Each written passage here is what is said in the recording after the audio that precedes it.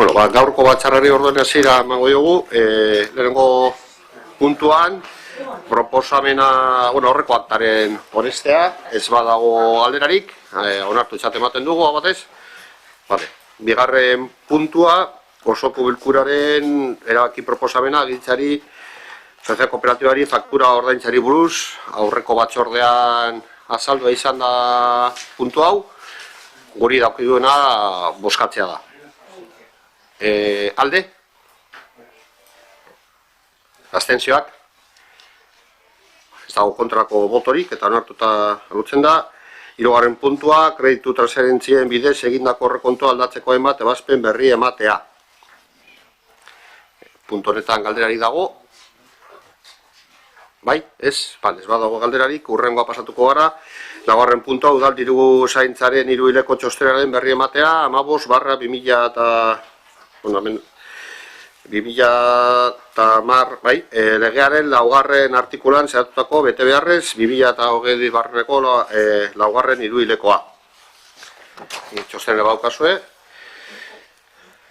Bosgarren puntuan, informazio orokorran, hemen, justu gaur datuak jaso ditugu edo jaso txar dago, justu udalik bidalitakoak, udal kutxare likidazioari buruzkoa, eta,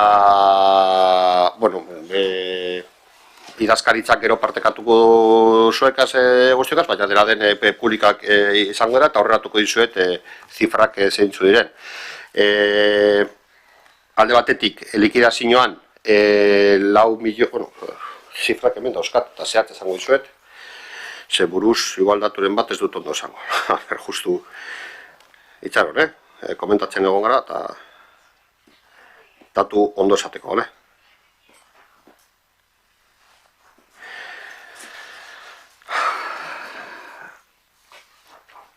Getxori dagokena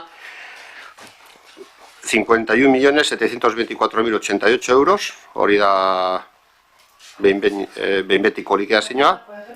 Sí, 51.724.088, que son 4.713.294 euros más que la entrega a cuenta que se había establecido.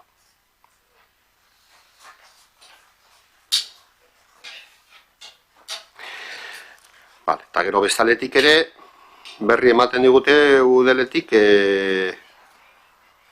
eta Bizkaiko Foru Aldunditik fondo bat eratu dela, kapitulo 6, kapitulo 7 eta kapitulo 9, 6, 7 eta 9 kapituloan sartzeko, fondo berezi bat, guztira Bizkaiko lurraldean 58 milioi euro direnak, eta guri dagokiguna, gure biztalden kopuruengatik 3.400.000 euro gehiagokiko dugu bigarren hiruhilekoan.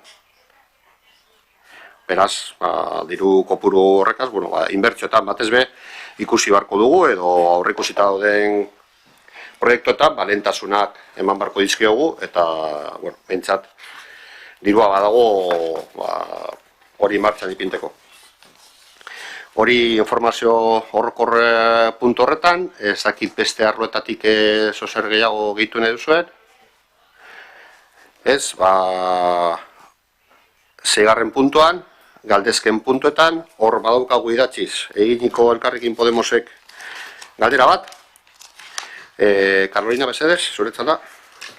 Vale, esta pregunta obedece a una noticia que salió hace unos pocos días sobre que desde la Hacienda del Estado van a devolver 500 millones a ayuntamientos por compensación del IVA de 2017. Ahora entendemos que esto tendrá que pasar también por Diputación, pero básicamente lo que queríamos saber es si el ayuntamiento se va a ver afectado o implicado por esto y si sabemos de qué forma lo hará. O sea, si estamos entre los deudores, básicamente. Vale, justu galdera behintzat guri heldu zitzaigun egun berean, heldu zitzaigun ministeriotik ere posta elektronikoa gai honetaz, eta hor ikusten da nola Getxori zuzenean ez dagokigu ezer, ez kontra, ez a favor, ez dago. Beraz guri gugan ez dauka inolako eraginik.